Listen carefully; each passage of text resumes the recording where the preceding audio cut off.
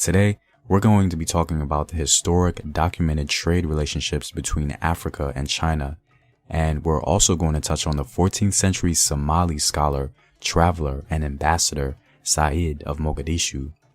Let's begin with the history of Africa's trade relationship with China. The maritime history of the Ajuraan Empire of Somalia was simply the golden age of Africa's exploration and global trade relationship. Little is known about ancient relationships between the African continent and China, although there is some evidence of early trade connections.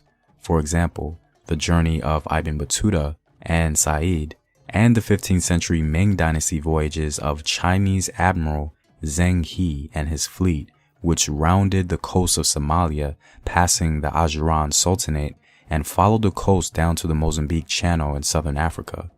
There are traces and evidence of Chinese activity in Africa dating all the way back as far as the Tang Dynasty.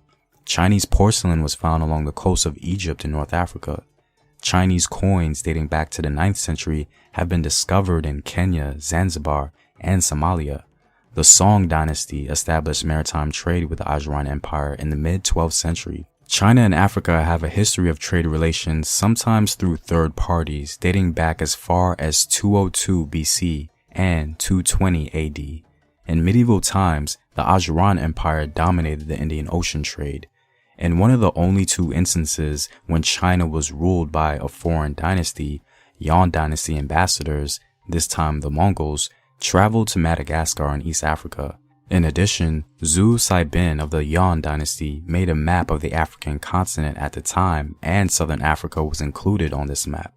Zhu Saibin also traveled along West Africa's coast, drawing a more precise map of Africa's triangular shape. Between 1405 and 1433, the Yongle Emperor of the Ming Dynasty sponsored a series of naval expeditions with Zheng He as a leader. He was placed in control of a massive fleet of ships, which numbered as many as 300, with at least 28,000 men. Among the many places that the Zheng He fleet traveled were Arabia, Somalia, India, Indonesia, Thailand, and East Africa. On their return, the fleet brought back from Africa lions, ostriches, giraffes, and more, and it was a great joy to the royals of the Ming Dynasty. Said was a citizen of the Ajuraan Sultanate of southern Somalia, born in its capital city, Mogadishu. Mogadishu is Somalia's largest city, and in its early days, it was a small fishing village like the many villages along the eastern African coast. Later, it became part of the ancient network of trading towns that existed between Africa, Arabia, India, and China. After the arrival of Islam, Mogadishu became the adopted home of Asiatic travelers and seafarers, and these immigrants contributed to the diversity of the city's population. In the early 16th century, a Portuguese writer named Duarte Barbosa had this to say about Mogadishu. It has a king over it, and is a place of great trade and merchandise. Ships come there from the kingdom of Cambe, and from Aden, and stuffs of all kinds, and with spices, and they carry away from there much gold, ivory, beeswax, and other things upon which they make a profit. In this town there is plenty of meat, wheat, barley, and horses, and much fruit. It is a very rich place. Somali people during this time were being incorporated into the emerging Muslim sultanates of Ifat and Adal in the north, and Ajuraan in the south. Ajuraan became the largest and longest standing state that continued for about 300 years. Ajuraan became the only primarily hydraulic empire in Africa. As a water-dominant dynasty, the Ajuraan state monopolized the water resources of the Juba and Shabelle rivers. Despite the little information we have about Ajuraan, we know that the Sultanate applied Sharia law, established a strong standing army, and gave priority to building water supplies and building fortifications.